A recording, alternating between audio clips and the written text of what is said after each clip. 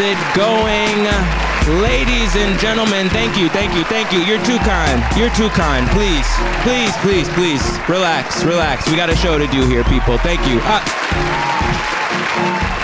Thank you.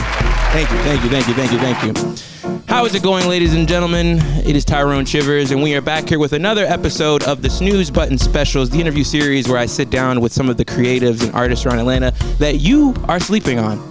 And today we have a very special episode. I mean, every episode is special because of every guest we have is special. But this one in particular is special because of, I don't know, I just think in the journey and how I met this person and the connections we had prior to. And I think it's just cool just to say I know this guy. But we have the bassist of the Grammy Award winning group, The Internet, Mr. Patrick Paige II. Oh, my bad. Oh, you good. Thank you. Oh, thank you. They're too kind. Thank you. Somebody threw some panties up here. People, please control yourselves. Please.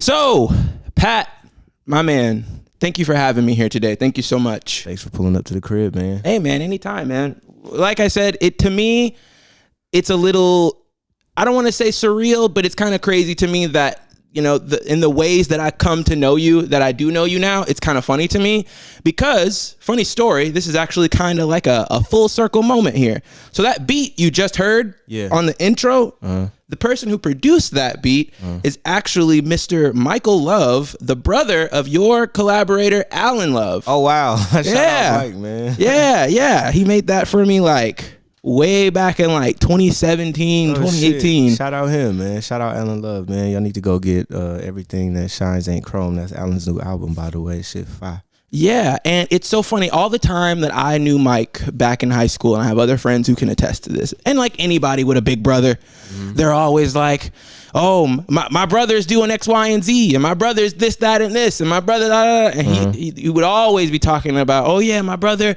he be with Pat Paige and like The Internet and all these people and all that stuff. That's what's up. And we was like, okay, cool, like bad, like, but I personally thought that was interesting, even if it was two people removed. I was like, okay, that's kind of cool to like know somebody who knows somebody who knows somebody. No facts, like 1 degree of separation. Alan actually mentioned you too when we did our shoot. Really? Yeah, he brought you up. He definitely mentioned knowing you and you hanging out with Mike. That's crazy. Which I thought was super cool. Small world. But then in a roundabout way, through my relationship with Jelani Imani. Shout out him. Shout out my man Jelani. And that is how we came to meet in person. You were just hanging out with Jelani's house. And I think that whole first time we met, I was like, this nigga probably think I'm the biggest fucking nerd ever. Because all me and Jelani did was just talk about wrestling for like 2 hours. Correction. I'm in that group of biggest nerds ever. Well, as I came to learn. But initially I was like, damn, bro, like we just over here talking about like wrestling and all this stuff. But y'all ain't met my brother yet. Oh.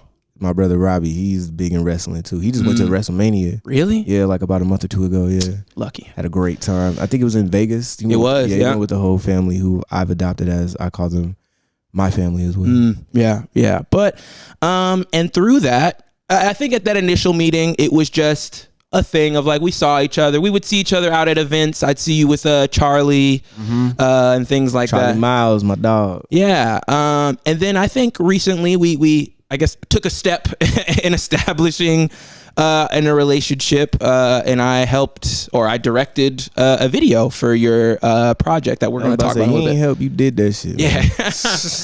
And it was honestly like, I'm sure you know about this, that imposter syndrome thing. And, you know, I've only ever really shot with Jelani. And so it was just that. So it was never in my head that anyone would ever like reach out and be like, yo, like I always thought I would have to always like ask people to get these type of opportunities. Yeah. So I can understand that, but I've always been like this, bro, since I've been younger in my career. And for the record, I'm not rolling up weed. This is Gravender. It's just Grabba and Lavender. He also has on shades, by the way. You guys don't know it, but he has on shades in the house. Shades right now. The shades on. Yeah. Bam. Yeah, we got the shades on. now we're cooling. Now we're vibing. Now we in this bitch, man. But yeah, no,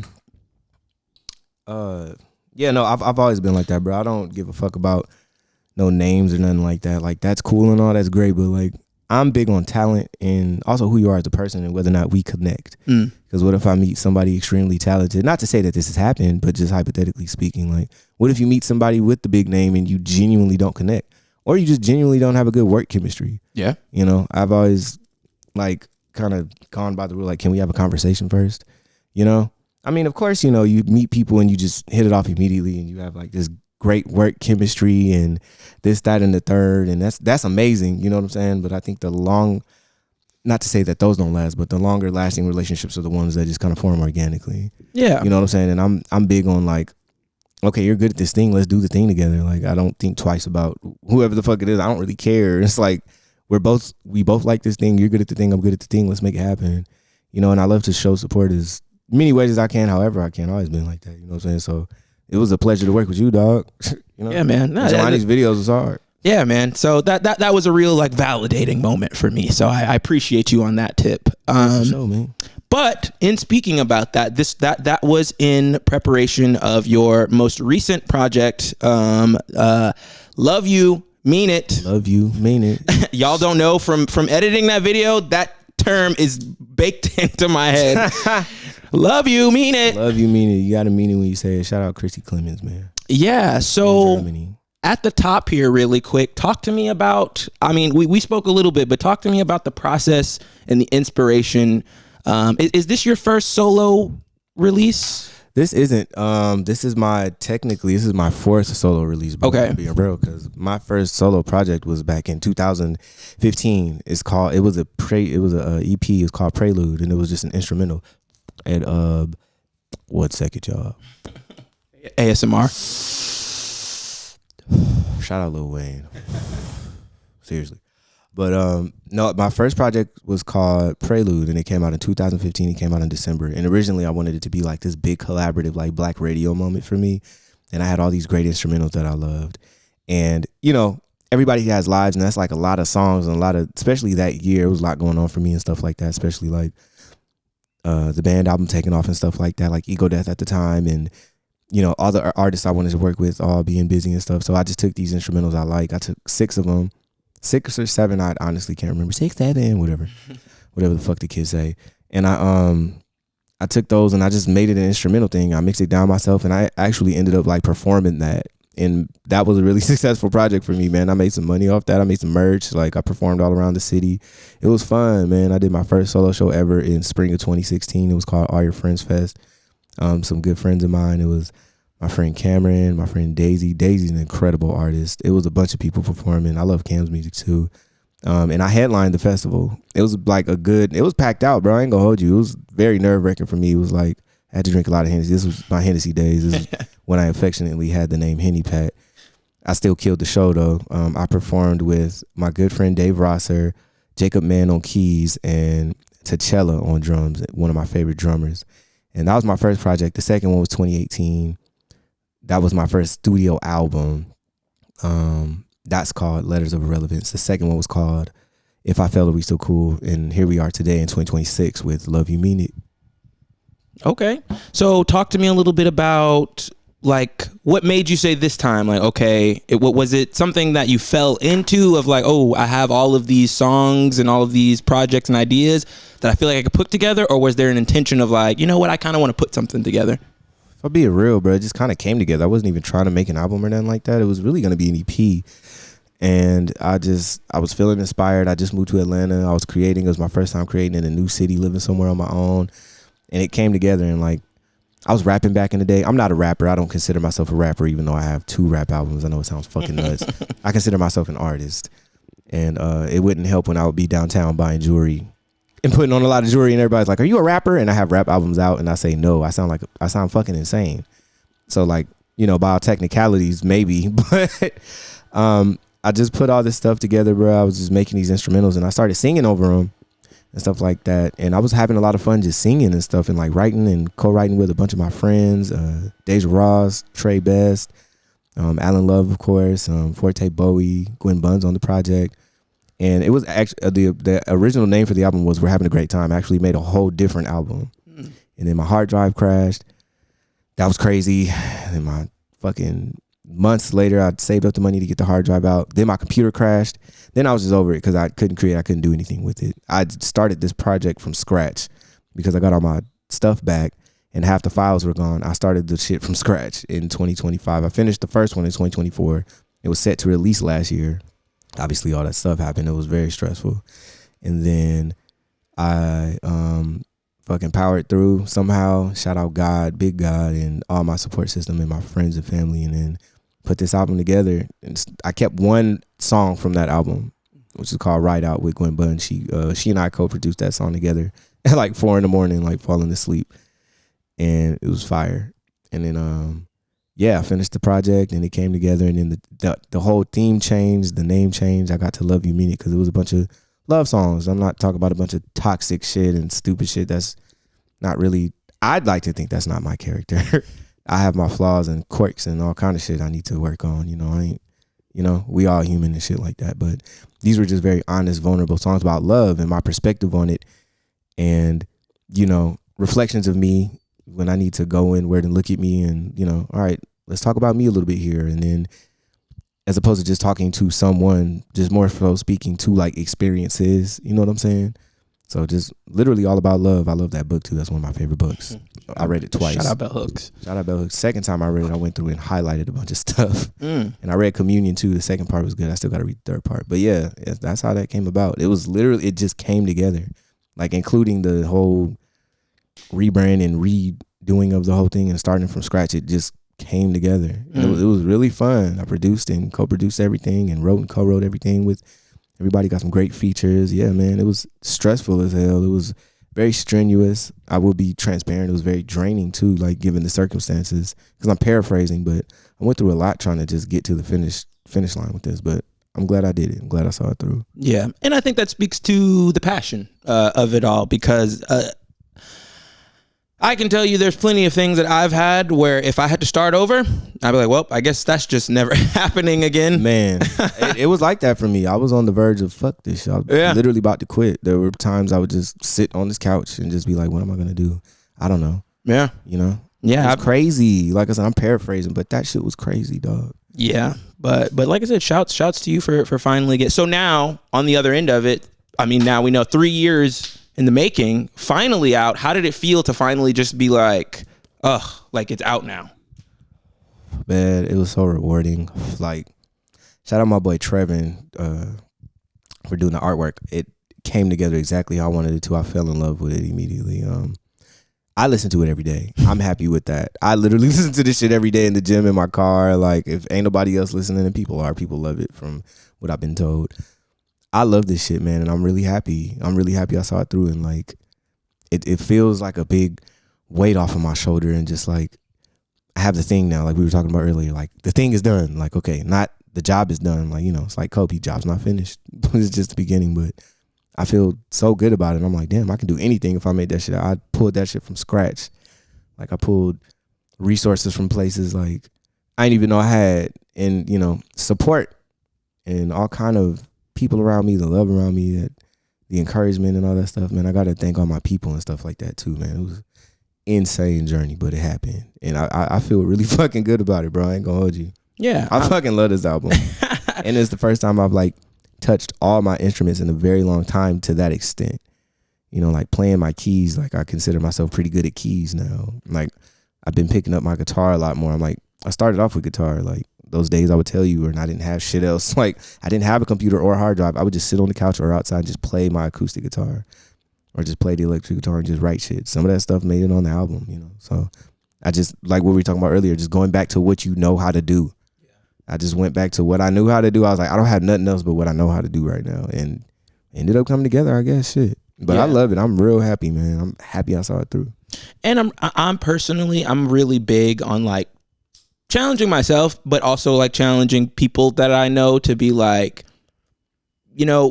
so many times like we get so used to like the convenience of things like my computer or whatever, that when they go away, it's almost like I don't know what to do. But I personally have always loved to be like, I want to see if I can do it, because you get that feeling on the other end of like, damn, I am capable. Like, I am exactly powerful.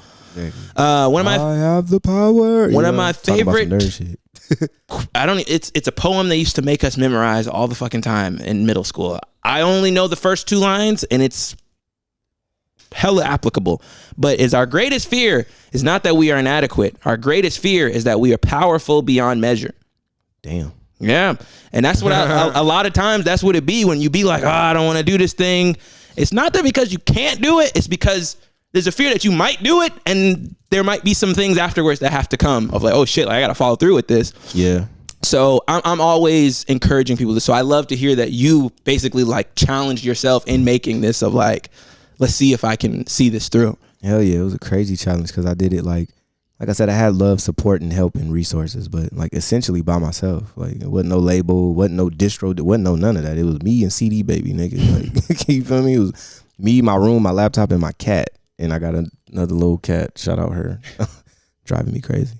But yeah, bro. And God, first and foremost, the Most High. Like, you feel me? Like, I'm gonna be honest. I don't know how I did that shit. It just happened, bro. Like, hey man, you're you. Hey man, I'm me, and you're you. Exactly. And they are they. They are they. Shout out they. Okay. Now a thing that happened post release that was kind of, I'll just say coincidental, that your bandmates or former bandmates also just so happened to also release their own solo albums as well. I think on the same day, Sid and Steve also put out solo projects. They're dropping in July. Yeah. The 17th, I believe. They're both dropping on the same day. No, I think they already dropped. They did a surprise drop. Oh, shit, really? Yeah. Oh, damn, I missed that. I thought they were dropping next month. Oh, yeah. Shit, I got to go check them out. Breaking news. Okay, right, well, me too. I'm going to go. This kind of answers my next question. Right, I'm going to go support the hell out of that. All right. Yeah, because I was about to say, like, oh, it's a coincidence. All these internet members are kind of, but judging by your reaction, it seems like this was just pure coincidence. Yeah, definitely. Because, yeah, I'll just say that. Coincidence, bro. Yeah, well, that's a beautiful thing, though. And I love the idea, when people do groups, bands, collectives, whatever, sometimes in like perception wise, like people, it's nobody is greater than the sum of their parts. So it's like, oh, well, if it's just, then it don't, or sometimes people internalize that where it's like, oh, if I'm not with, then it doesn't really, but I really appreciate that all of you all in different ways and what makes sense for everybody. But I really appreciate it to see that everybody has still managed to like keep their own passion and drive going, and it manifests into still like projects coming out. I don't know. I just think that's really cool, and that's why I wanted to point it out. I wanted to know, like, oh, is this like a thing y'all all said of like, hey, we're all trying to, but. Hey man, it's in the air. Yeah, it's in the air, man, and a lot of good music's coming out this year. I see like a lot of artists dropping a lot of cool shit, like a lot. Like this seems like the year. It almost feels like a renaissance of sorts. Yeah. I just listened to the new Devin Morrison project. Shit was fire. Like it's a bunch of good music coming out. So it's a good time for music, man. Yeah, man. You just got to know where to look because people always love to be like, oh, mainstream, but it's like. Apparently, I need to look harder. I ain't even. Yeah. Good Lord.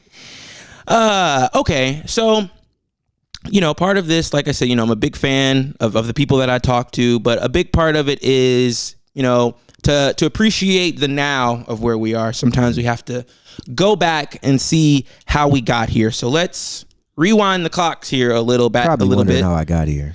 Yeah. DJ Scratch. So, from the very beginning, you are from California. Yes, sir. What part?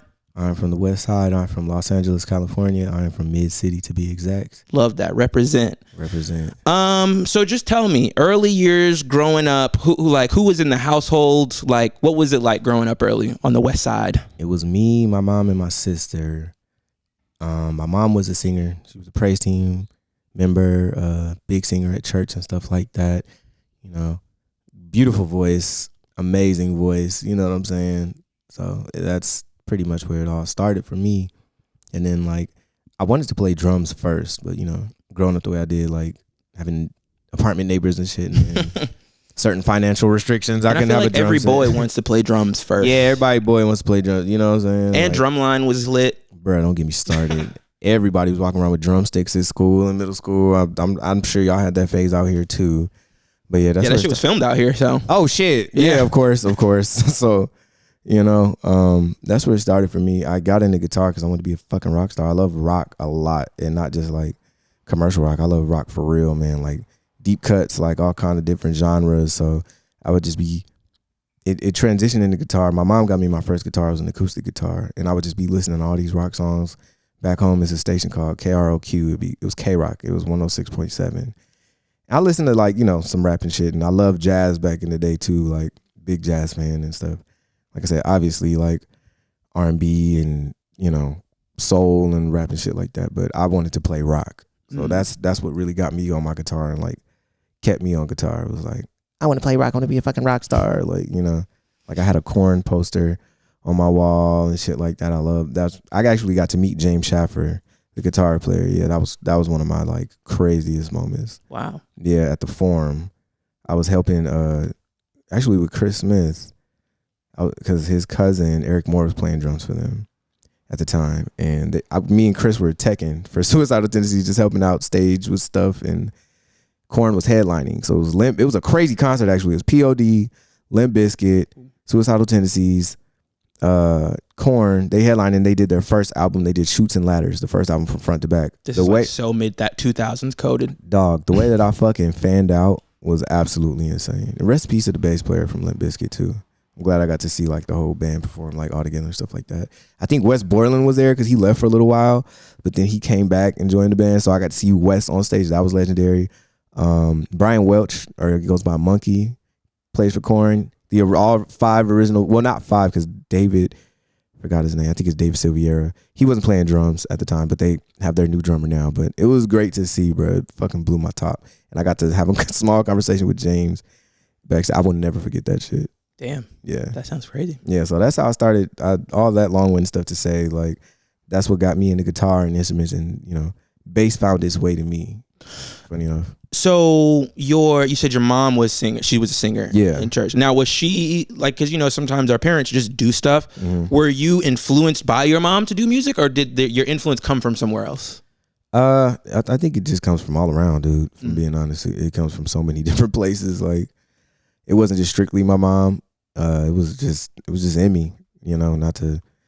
It ain't on you, it's in you. It's that kind of thing. But literally, like, I had keyboards and stuff growing up. I used to play all kind of crazy chords and stuff like that. So yeah, like I used to mess around with keys and stuff like that after church. Shout out Shantae Palmer. He like showed me some of my first gospel chords and soul chords and stuff like that. And yeah, man, it was a lot of church influence and just being around a lot of different musicians and shit. So and then like of course the rockers playing their guitars, and where I could go find stuff and see it and watch music videos, because we didn't always have cable or the internet. So I had to see it when I saw it. But yeah, man, it was always around. It was always in me. It was just something I couldn't help. Okay, so then the church was like your first musical performances and stuff too. Yeah, kind of. You can say that. You can kind of say that. Yeah, because there was some stuff I did in high school. Like there was a band we had a little bit. Yeah, and then like doing like I played upright bass in middle school, so I did like a recital there, and the bass was bigger than me. One of my friends had to carry it out. That shit was so funny. Like the audience erupted in laughter. It was like laughter and then like a few like when he brought out my bass. And the funny thing is I could carry my damn bass. I used to carry it all the time, but he was just being nice, and I was like, I'm gonna just carry this shit for you out on stage. And then everybody was like, oh, and started crying because I'm like small. Like I skipped a grade, so I'm like extra small. This bass like 10 feet tall. I'm like 5. But I played the hell out of it. I did what I was supposed to do. So I turned up. Now, early on, I mean, since you say like the music is in you, it's around, it's everywhere, are you self-actualized in that like, I want to be a musician, or is it just something you're doing that you enjoy doing? Very self-actualized after a point. I think you got like, when you talk about imposter syndrome and shit like that, it took a while to be self-actualized, but like now I'm like fully here, like fully in it. Like, and I think that happened probably in my like late teens, early 20s. Is when it was like, oh no, this is the thing. This is what I'm doing. Like, this is what I want to do. Like, even when I was going to school, like I wanted to be a veterinarian, and I wanted to go to school for massage therapy and shit like that. That shit is cool. Like, I was really into that stuff. Not on no freak shit. Like, no freak. Hey, I wasn't assuming. You know what I'm saying? Like, my boy Randy, what he be saying? He be saying no freaky. Like, I just genuinely love like the anatomy of like the healing and stuff like that. Like, nah, people still don't call you freaky, but it's fine. They are. It's fine. It's fine. Cool, they can call me what they want. I don't give a damn. Yeah. But yeah. So even like going to school for like the community college I went to SMC. Like, even when I was going, like, the plan was to transfer and then go to UC Davis or either Tuskegee, maybe. Mm-hmm. I was trying to do the vet thing, and I just knew I wanted to do music. I couldn't shake the shit. And that ended up happening anyway, so. And then were you telling your parents, like, I want to be a musician? Or were they like, or I guess, like, what was their reception when it came to be like, oh, this is what I want to do? Or were they still kind of like, yeah, you do that, but we know you're going to be like a vet or whatever? Well, I hadn't really had much of a foundation of like producing and like not too many placements or whatever the hell you want to say. At that time, I was just playing stuff in my room, and then I met Sid in 2007 through my who I call my brother now, Robbie, and we started making beats and stuff like that. I started making beats at her house in like 2007, 2008. Yeah, and then it was like a rap from there. And then like once we started, like around 2011, once the internet started forming and became a thing, like Purple Naked Ladies, like the album started coming together. That's when it started to be the thing. And then when we started performing and shit, was like, that's when it was like, this is the thing. But I always knew I wanted to do the thing, but just didn't know how. Like, I even attempted to go to LA Recording School or something. I forgot what it was called, LA Recording Academy, one of them schools. That didn't work out. I think I literally went to one class. And I actually like went back home because at that time I didn't have a job. I was looking for a job. I was living with my brother on his couch. And I went to one class and I never went back because I was like, I don't have a job. I can't afford the gas to get back up here, like the lunch to eat. And like, I can't sustain myself going to school. I need like get a job, nigga. Like, you know what I'm saying? It was a crazy time, like living with bro. I lived with bro for 9 months. Sometimes you live with people and it's like, you might fall out, shit get kind of weird. Me and that nigga it was more awkward when I moved out. Like, he can attest to that. That shit was funny. Like, it was more awkward when I moved out. Like, damn, all right, well, I guess I'll come over and kick it. Like, that shit was funny.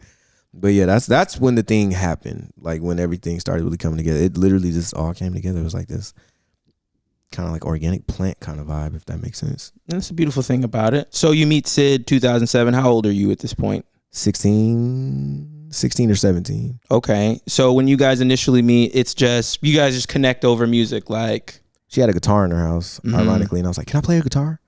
And then the rest is history. Okay. So early on in this relationship, I mean, obviously, like, you guys are just vibing. You said you guys are producing or making beats and stuff like that. So she was producing and making beats. And our good friend Tyrone, we affectionately call him Ty. Shout out to me. Shout out to Tyrone. He's one of the best rappers to this day I've ever heard, actually. And he was recording at her house. She was engineering for him a lot. And there were a few other really good talents going through. Tay Walker at the time, who was a former member as well. He was coming through recording and stuff every so often because he lived a little far. But there was like this immense amount of talent that would just come through the crib. And like, it was, like I said, it just kind of all happened. At what point did it start to become like, all right, like we kind of got a little like a consistency here, at least with the people we work with? Was it something that kind of just like you turned around and was like, oh, like all of us work together a lot? Or was it more of an intentional like, hey, we should make something? It was kind of a mix of both, maybe. Kind of a mix of both. Because, the whole OF thing took off around like 2010, 2011. I remember the first day, if I'm not mistaken, like they pulled up to the crib. I was with her actually. She had a Lexus, and we pulled up, and like Tyler and all of them were like sitting all on like the front porch, and then her career took off with them. Like, she was like, recording and engineering all of their stuff. They were going over there and recording and stuff like that. So that's when that whole thing started to bubble and all of those things. And then the internet situation started to form a little bit like after that, maybe like a couple years after that. And that's when it started to be like, when I started to find more of my role in certain things, when we were working on Purple Naked Ladies and stuff. Okay, I want to back up a little bit. Because, often we hear about the Odd Future rise, but, we hear it from the lens of the people who are in it or who were like literally in the group. But I'm interested for you? Like, what was your perspective on that? Like, did it all kind of, did you see the writing on the wall, or was it just like, oh shit, like niggas is popping now? You can kind of see the writing on the wall. I was more of a spectator, you know, because I wasn't like, and there's a mosquito behind your head, just so you know. Yeah, the skeets is in here going stupid. I was more of a spectator and like just appreciating the music, because all that shit was amazing. Like all the old shit, like VCR and like all those old songs and shit like that, bro. Like, well, now, but like that shit was crazy, bro. To watch, it was just, for me, it was just like amazing music just happening in front of my fucking eyes, and like everybody was cool as hell. I was cool with all those guys, obviously, like, you know what I'm saying. But like they had their thing going. And so, like, you know, you don't want to step on toes or intrude, and, like, you don't know how to, like, ask her, be like, you know, I didn't want to be weird and shit. And, like, I said, like, you know, you kind of just, like, know where you fit in and shit like that. So, for me, it was just cooler to, like, watch and be a part of the scene and, like, be around and, like, spectate. And just, you know, I was still doing my thing. Like, there would be nights we'd all have our own laptops making beats, and somebody would come record or whatever the fuck. But it was, yeah, you could definitely see it. Like, you could definitely see where it was going. Because they already had their own buzz at the time. Like, they were already, like, known, you know what I'm saying? And then it just fucking snowballed and went crazy from there. You know what I'm saying? Yeah, I had mentioned this to you offhandedly, like, when we were shooting once. But, yeah, like, in the early days of social media, internet content type stuff, like, there was still a bit of regionality to stuff. Like, there was still, like, oh, this person's big over here, and this, but I was heavily, I don't know how or why, but I was heavily tapped into like West Coast culture a little bit around fire, because I was like, jerking culture was big. Whew, the good old days. So I used to be on the like the whole little cruise. I remember when the beefs happened, when the Rangers and the New Boys and fucking, what was it? Jink ENT. Oh shit, yeah, you said it could be back. Yeah, man. I was Pink Dollars. Oh, all them, man. Yeah, Cold Flames, all them people, yeah, man.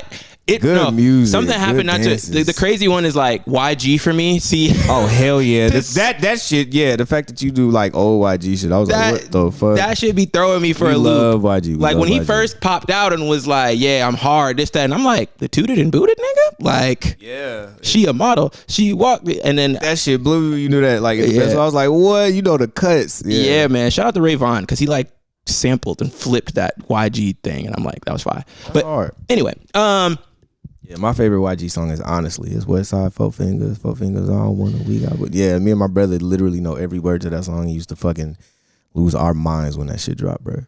Yeah, but to hear that, so I remember from our perspective watching The Odd Future rise, and obviously us East Coast Southern people, we saw that, and I knew what it was because I'd be on the internet. But I remember going to school and people were like, "Oh yeah, these niggas are fucking devil worshippers," because I think the only things that were out was the Yonkers video and the Earl video, and people were like, oh yeah, nah, these, and there was some mellow hype shit out too.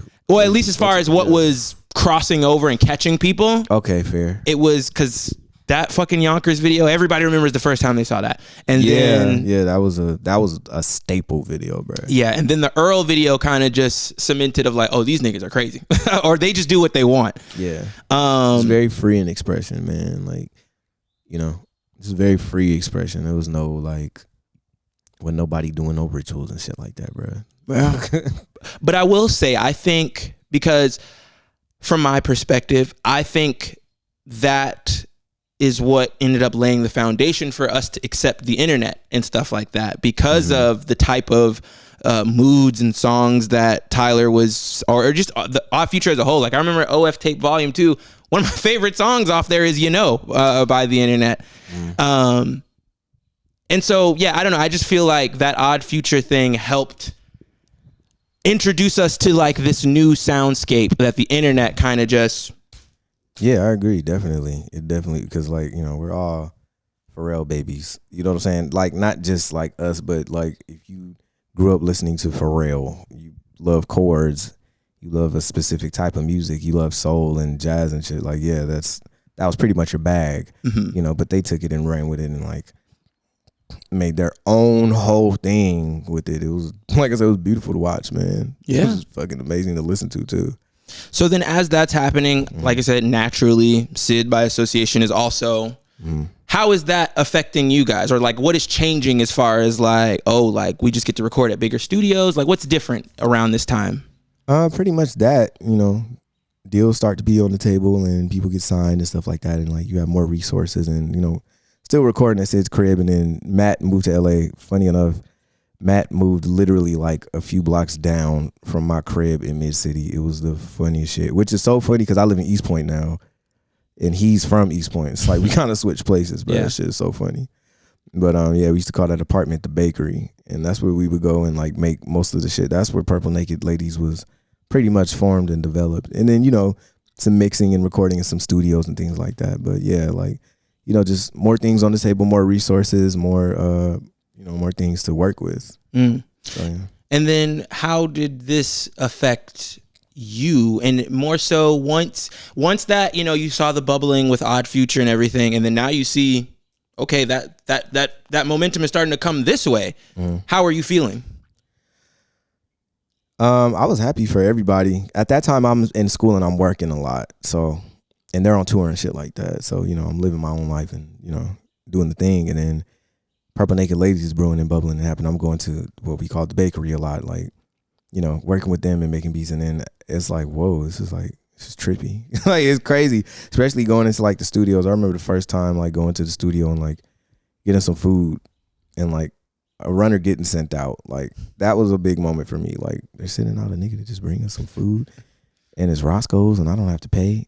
And we just get to be in this studio, like in the comfort and the luxury of this studio, like eating Roscoe's and make music. This is the fucking dream. Like, those are like the first moments and like the first little glimpses of what shit was. So, for me, it was like moments and glimpses more than just being like so deeply immersed. It was starting to happen. You know what I'm saying?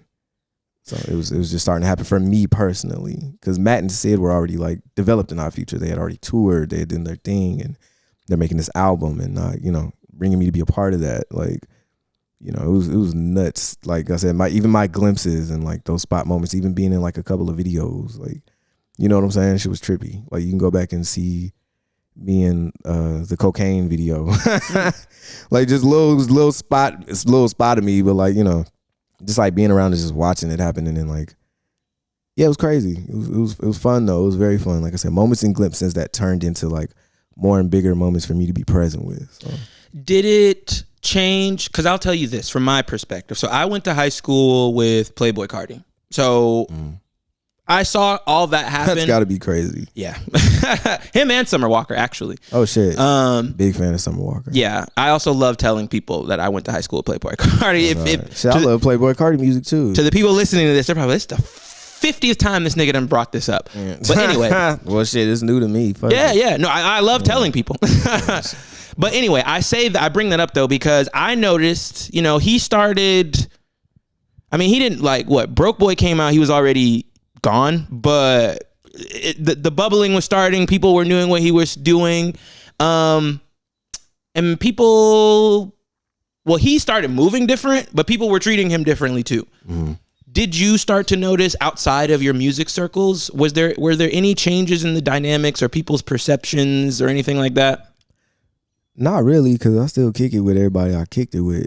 I think as things started to develop and, things started to pick up more steam and shit like that, people didn't necessarily change. Because I always, for the most part, all of us were still kicking around who we kicked it with. But like I said, speaking for me as an individual, like, not really. You know what I'm saying? Like, I was still going to my uncle's house playing dominoes. I'm still low-key working a little bit here and there. I still live in the apartment with my mom and my sister. I'm still kicking with my niggas, just doing whatever I'm doing, whatever regular shit, So, nah, not really.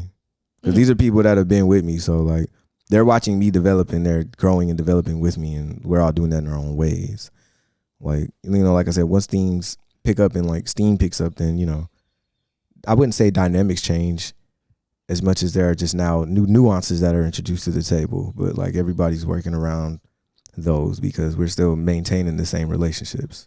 You know what I'm saying? Like, you got a couple of, like, Hollywood here and there, but like just as jokes and shit like that, and not so serious or like this nigga different. Like, I've experienced that, like I said, like later on once we were established, but maybe not so much from people I was really connected with, their friends, more so people I just was associated with. But even then it was rare because I wasn't really around that type of energy. I don't really attract that because I was pretty much myself. Yeah, so you never had to have the whole like discernment of like, oh, people coming around and it's like, oh, is this person trying to like... Oh no, for sure. You definitely gonna have that, but I didn't get too much of that just because I was like, even the height of us touring, I'm still at the skating rink. You know what I'm saying? I'm roller skating and like I'm still part of a roller skating crew and shit like that, and cool with all the other crews and all the other skaters, and like I said, I'm myself. I'm like not bringing all that shit to the table. I'm not attracting all of that. I'm not putting that out. I'm like being myself. Like, you know what I'm saying? Driving a Honda Accord to the skating rink, getting lit, hotboxing that bitch and walking in there lit with a wine bottle and sitting next to my friends and we drink it. You know what I'm saying? I'm doing regular shit. Like, you know, still keeping in mind like all these things that I'm like capable of, and like this awareness that comes with this lifestyle and like being all over the world. But like when I go home, I'm at home. You know what I'm saying? I'm comfortable. So. And I gather just from my interactions with you, because like the follow-up question would have been like, did you internalize it? Did you find yourself being, but I mean, gathering from who you are now, I don't know if that ever got to you either. Like it ever went to your head. Nah, not really. Nah. I wouldn't say that. I would hope not. You know, like I'm sure there were some nuances and things that I may or may not need to be accountable for. If anybody wants to come holler at me, please do. But you know, I'm a human being. But for the most part, I was, like I said, I was myself. Like if anything, there was a little bit of imposter syndrome in there that kind of kept me just doing regular shit too. But beyond that, genuinely, I just enjoy the things I enjoy and enjoy being myself. Like we all do. Like I said, speaking for myself, like I just genuinely enjoyed what the fuck I enjoyed, you know? So yeah, like sometimes it was cool to just go to the homie house and just, if I'm not playing video games, watch the homie play video games. Like we going out here, we still going to this party, like, you know what I'm saying? Or whatever the fuck, you know, I'm still outside and whatever that looks like in LA at the time. So yeah. Somebody gonna come out and be like, that nigga Pat flexed up on me in 2013, bro. Like maybe, you know, and if I did, I apologize. You know. Sometimes you do gotta flex on niggas. I'm sorry. Sometimes it's, you know, it's case by case basis. Yeah. If anything, I was told for a long time, and I feel like I'm just getting out of this. If anything, I was told to talk my shit more. Gotta flex on these niggas. Yeah. Like I was told that recently in like the past few years, like by a few people, like you need to start talking your shit more, nigga. You need to start. And I'd be like, yeah, you know, because I always like to separate myself from what was happening. But that was me. I am what I do. So it's like, you know. Yeah, I'm not gonna lie. There are points with me with you, and I'll be like, I don't think this nigga know he's Pat Paige. That's funny. I don't think he knows that. Yeah, I gotta be transparent. Yeah, like sometimes it'll go over my head, so it made it easier for everybody. Maybe that made it easier for me to just like, you know, have some normalcy in my life, which I appreciate though, because I can still live normally, and then I can go hit the stage and fuck some shit up in front of all these thousands of people. In Japan, in fucking South America, nigga, in Indonesia. And then I go home and I'm kicking it. Like, you know, not to say that was the right thing to do, but like, you know, I'm learning and growing, and I'm like more accepting and like in a better space with who I am now, and like learning to talk my shit. But also there's a time and place for everything. So there's a time to talk your shit and flex, and then there's a time to just, you ain't gotta say nothing. You know, so one of my favorite Lil Wayne lines, and it's so funny. This is a hilarious line. Real G's moving silence like lasagna. You know, so I don't really have to say too much. It kind of just, I kind of do it. I walk in it. Like this is what I'm doing. I don't got to talk about it. And sometimes I don't like talking about the shit. I want to talk about just what y'all doing today. I want to be normal. I still want to have some sense of like my life. You feel me? But yeah. Let the work do the talking. Yeah, and it did. You feel me? So, yeah, but I do understand what everybody was saying now, because I'm starting to, like, do that. But I still don't feel a need to just be on top of, like, flexing and talking all the shit unless it's time for that, you know? Okay, so let's talk about, so the first album with the internet. It comes out, how are y'all feeling? What's the reception? Do y'all even, like, what's going on? Yeah, good reception. Me personally, very surreal moment. Seeing my name in some credits for the first time, that was crazy. And then, you know, we did our first show in May of 2012. And right after that first show, probably like couple months later. What was the first show like?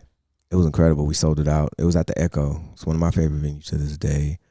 Brought out a bunch of OF members. It was fucking dope. Left Brain came out and did this song Lincoln, if I'm not mistaken, with us. Tyler came out. I was scared as hell. I've never been that afraid because that was my first time playing a show like that on that type of caliber at all. Like, I used to be super stiff, and I still don't move around and do a bunch of bopping and jumping and dancing with the bass and shit. I just be chilling, but now I'm way more comfortable. But I definitely played what I was supposed to. I got too many compliments on how well I was playing. My mom doesn't use profanity, or didn't, rest in peace. But I got off stage. She was like, "You played the hell out of that bass." And that's still like a running joke to this day between me and some friends. But fear, bruh. A lot of fear when I was on stage just because I'm like, what the fuck? But it was great. And then we did more shows, and then, you know, you get used to that shit. And then you start loosening up after a while and stuff like that. But for me, it was just like surreal. It was like, what the fuck, the whole time. A lot of times it was just like, what the fuck is happening? And like a lot of grateful moments, a lot of present moments. But yeah, it just kind of was like trying to take it all in, because it was definitely still like this slow growing kind of vibe. You know what I'm saying? So yeah, it was crazy. In a good way is what I mean by that. But yeah. Was there, and this may be kind of going, well, I guess in regards to the internet, was there a specific moment where you realized that, like, oh shit, like we're doing something now? Like OF had their thing, but now like we're doing our thing. I think it started to sink in and be a little more surreal once the second and third albums came out. Like around Feel Good, when Feel Good came out. What was different about those, or at least the second one? A lot more involvement with all of us together. So at the time, Tay Walker was with us. So like we made all those songs together. Like, and yeah, just a lot more like group effort. You know what I'm saying? Purple Naked Ladies was mainly Matt Sid, and then like I did some co-producing and stuff here and there, and you know, got in where I fit in and stuff like that. It was like, you know, big part of that.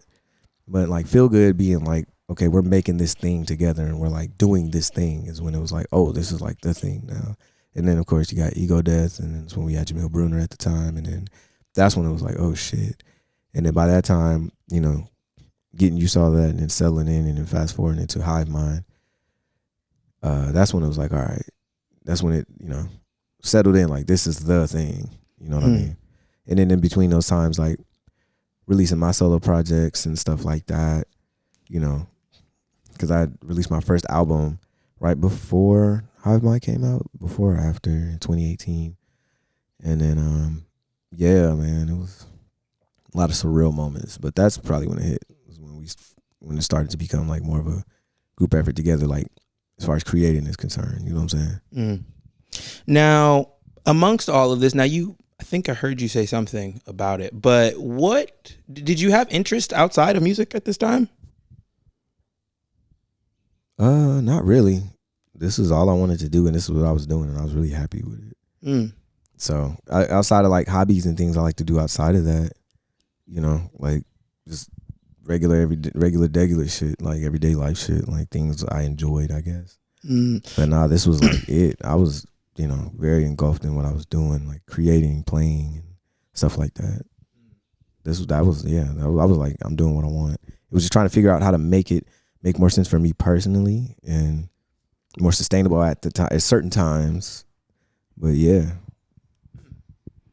So no hoop dreams. Nah, no hoop dreams. We kind of shot that bitch and made it. You know? So. Yeah, no, that's a typical thing I hear. Those, you know, people played sports or whatever. I wasn't good at sports. Real. Well, and you know, now that you're saying it, you were the music kid growing up. Yeah. Makes sense. That was your clique back then. What were the band geeks, as they called them? We didn't even have band geeks at my school. Was so small, and it was very interesting. Oh yeah, did you do like marching band and stuff like that? Nah, we didn't have a marching band. We didn't even have a football team, dude. What? Our fucking campus was a building behind a church. Yeah, bruh. So like our like field where we would kick it was like the parking lot, or inside what we called the cafetorium, which was a cafeteria / auditorium. Fascinating. Yeah, bro. So yeah, we didn't have, like, we had a track team, basketball team, we had a baseball team. all the other ones. Yeah, we didn't have football until after I graduated. I was like, wow, bet. But I played baseball for a little bit. wasn't too good. It was just fun to play. I just had so much fun like attempting to play. I did cross country, but I didn't get to compete for whatever grade reasons, some stupid shit. Don't need to go into that. But I had so much fun running and just conditioning. I've always loved fitness, especially now today. But yeah, so I just kicked it with my friends or whatever. Okay. Okay, we're gonna jump ahead a little to, I guess, I don't want to say the end of the internet because it's not over, but the hiatus, I guess, would be a best way to put it. Would you say that? Yeah. Okay. But what? Because a lot of people, they hear whenever bands separate or go, people always assume the worst. A band breakup, they're just like, oh, for whatever reason, maybe it was this, da da da da da da. But from your perspective, why do you feel as if everyone kind of drifted into different places? Well, first and foremost, everybody's their own artist, producer, and writer. So everybody's always kind of being rooted in that, just in general. You know what I'm saying? Everybody like makes their own songs and has their like own lane of their favorite music and makes their own type of music. Like Chris put out an album, Matt put out albums, like Sid has put out albums, Steve put out albums, and I've put out albums. Like we all are just kind of, that's just who we are. We're all our own musicians, producers, artists, writers in our own right. So that's just kind of how it is, and it's always been like that. And come together and form the Voltron kind of vibe, Okay. So it's really just more of just like, people were dealing with their own things, making their own stuff, and it's just that. Yeah, for the most part. And then, it was right on time because COVID hit. So that was like a beautiful break. For me personally, like granted, with respect to everything that was going on, and rest in peace to all the lives that were lost, and we all lost people. Like I'm sure you may have lost people. I lost people personally. That time for me as an individual was amazing to just have to myself and to really spend time with myself. I lost a lot of weight. That's where I lost hella weight and started working out, hiking, and, just praying a lot more. I started getting closer to God in a lot of many ways and, reevaluating a lot. I started growing up a lot. I was 29, turning 30. I turned 30. So, like, you're looking at shit a lot different. So just started growing up, and I'm still growing up, doing a lot of maturing now. But yeah, it was necessary. Can you speak a little bit to how your spirituality and faith has, guided you along this journey in these times? Absolutely. And it's still growing, and it's like, it's like the stock market, it's up and down, because as my cousin Tanine said, no man just walks with the spirit every single day.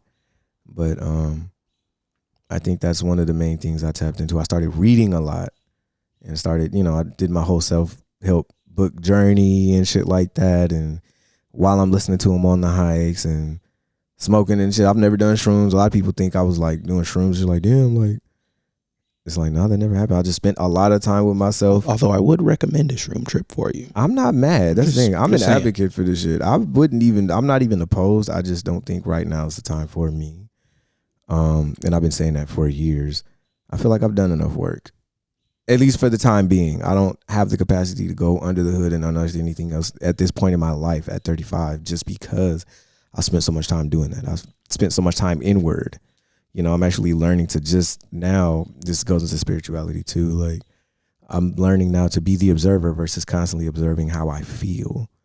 And that feels a lot better. I don't always need to be so deep in the feelings about certain things. That's good for creativity and all the things and shit like that. But, a lot of shit ain't that serious to me no more. A lot of shit ain't that deep to me anymore. I don't personalize a lot of half the shit I used to.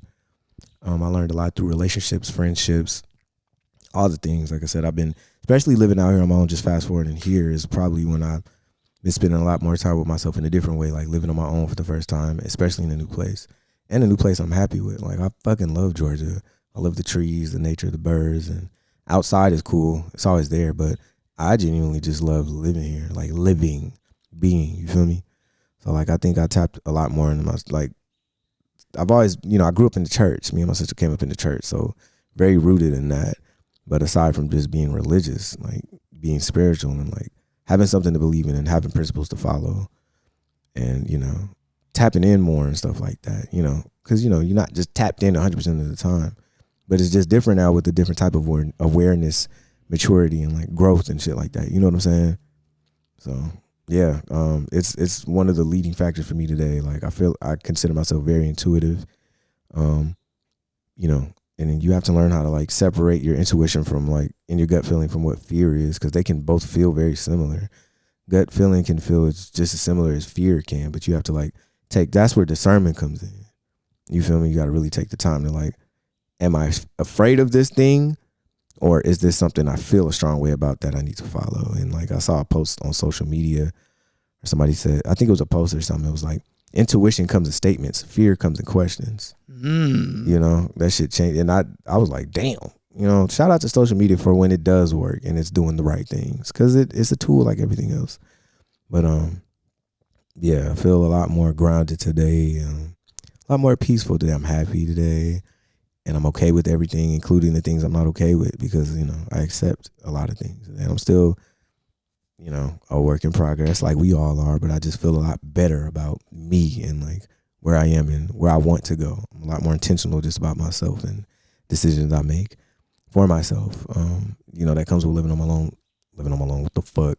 Living alone and, you know, shit like that, living out here and shit like that. So yeah.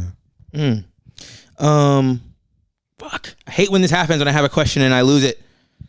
Question, come back, it's coming back. Cause you said, oh, boom, got it. So we were, you know, you mentioned fear a lot. Yeah. Which I think for me begs the question, and obviously I know this changes as time, so I want to ask you on both ends, but please do.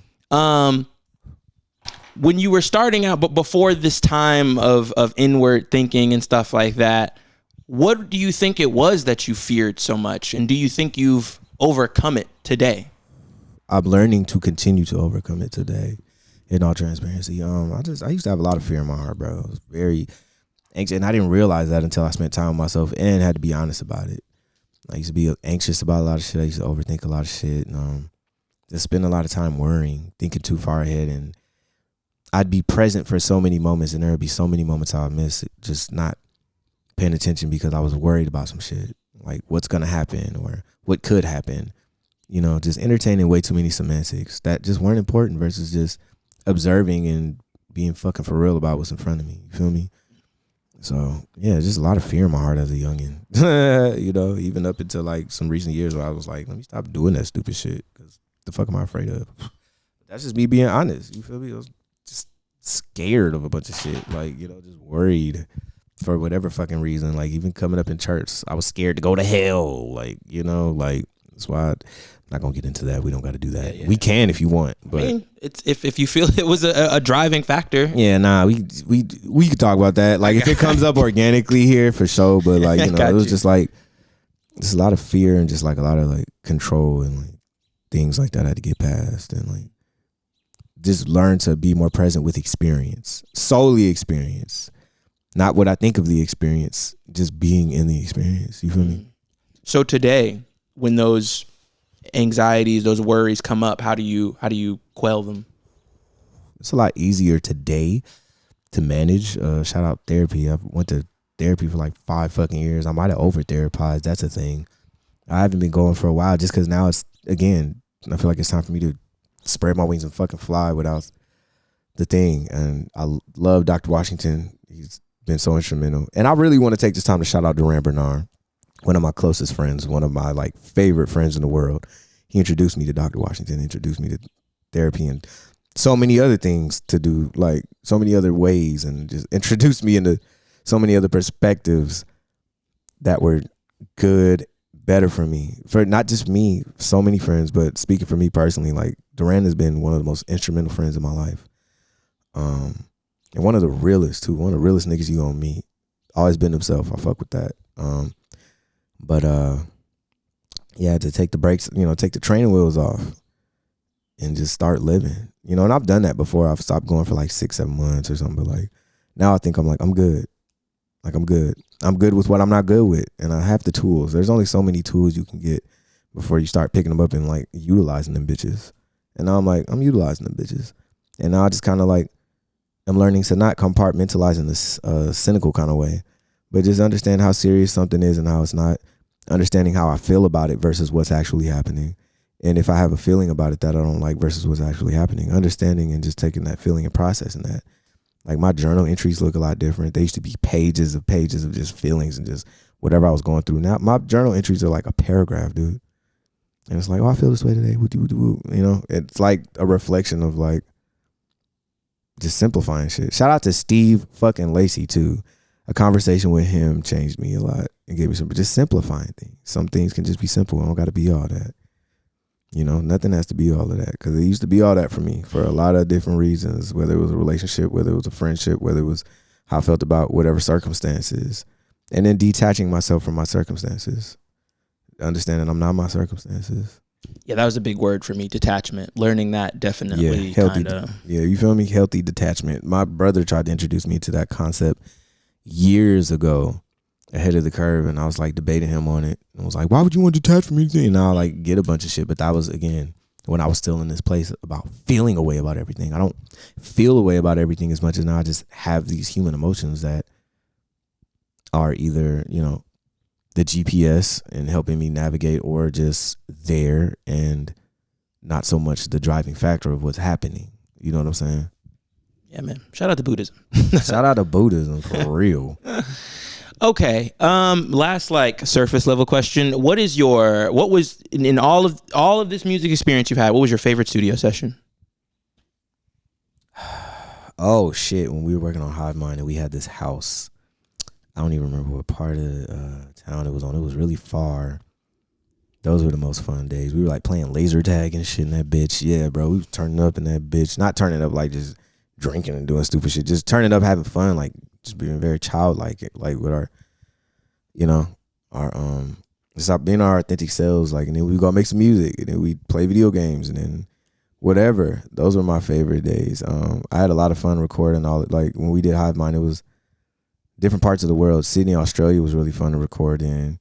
Like we did a session one day, and everybody was like, you know, they stayed there. I was like, okay, I did my part, y'all. I'm finna go. Like, I went to go watch Sandy Alex G, and then I went to go watch Moses Sumney, because we were doing Laneway at the time. Favorite festival ever. So those are my favorite sessions, were the Hive Mind sessions. Particularly one day, like I said, when we were in the houses, like playing laser tag and shit. And then that day when I finished the session, and I had this big fear of, we all did, of like the huntsman spider. You kind of hear about the legend of them giant ass spiders in Australia. I actually left the studio that day, and I went to go either watch Sandy Alex G or Moses Sumney. It was that week. I saw both of them, both incredible shows. Love both of those artists.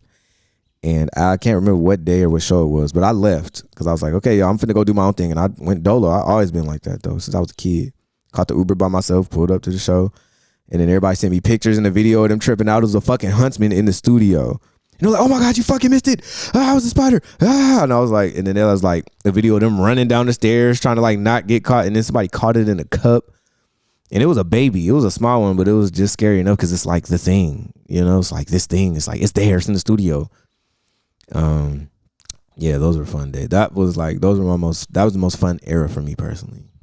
Love that.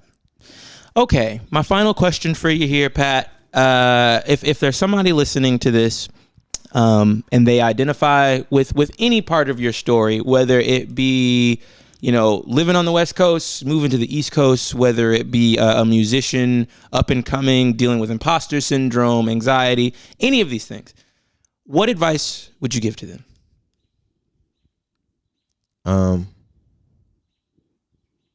Radical acceptance. And not from this word keeps coming up, but not in a cynical way, but just acceptance, man. I think acceptance is very important. And being fucking for real. You know what I'm saying about what's in front of you. Separating how you feel about it versus what's actually happening. I know I keep saying that, but that's a real thing. Spending some time with yourself and being okay with what you like to do and who you are as a person, but also understanding that because you are a certain way doesn't mean you have to stay a certain way. Like, everybody is subject to change like the wind. And that doesn't make you any less of a real nigga or a real person or whatever the fuck, or any less authentic, because you have the power of choice. I think the power of choice is the most powerful thing on this planet. So spending some time with yourself and like understanding who you are, who you want to change, who you want to become, And the conversation we were having about like going back to what it is you like to do the most. What is this thing you like to do?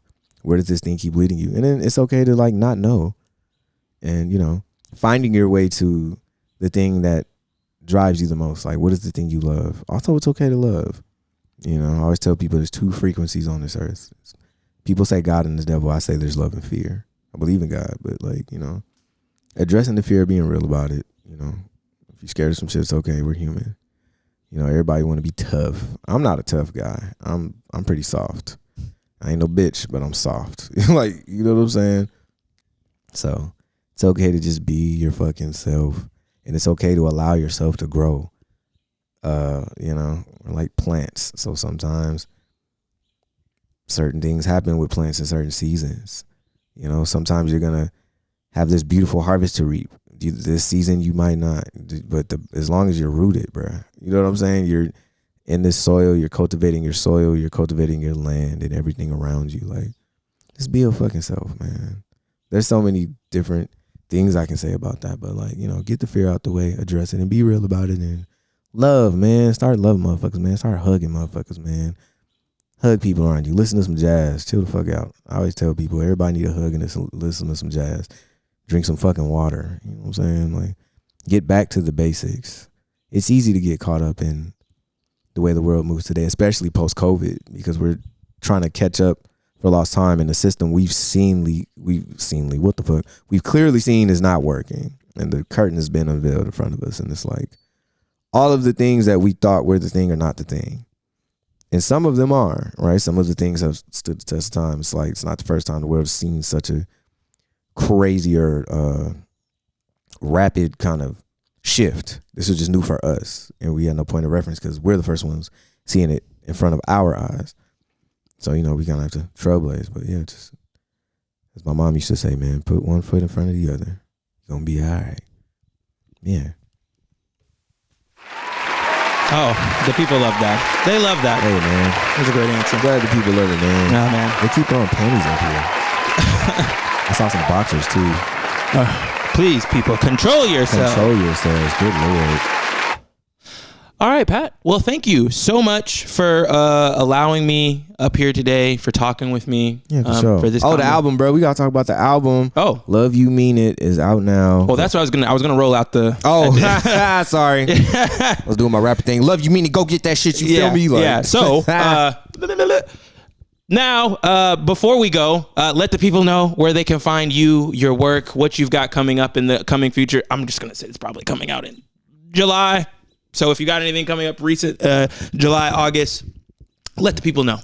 As of right now, no plans for July that I know of. Yeah, album's out now. Love You Mean It. You know, if I ever said it, I meant to. Go listen to that. You can find me everywhere. Patrick Paige II, Instagram. That's mostly where I be. I don't be on Twitter and shit. You can go stream all my shit, Patrick Paige II. You can go find me on YouTube, stream all the shit, Patrick Paige II. Yeah, man. Get into it. Fire. Well, once again, thank you, Pat, for having me, and thank you all for listening. Thanks for a great interview. Oh, man, no problem. Questions. Great conversation is really what it was. Yeah, man, that's what I do. But Professional. Thank you once again, Pat, but also thank you all for listening to this episode of the Snooze Button Special. Tune in next time where I'll be in somebody else's place or they'll be in mine and I'll be annoying them with questions. Thank you for listening. Have a good one.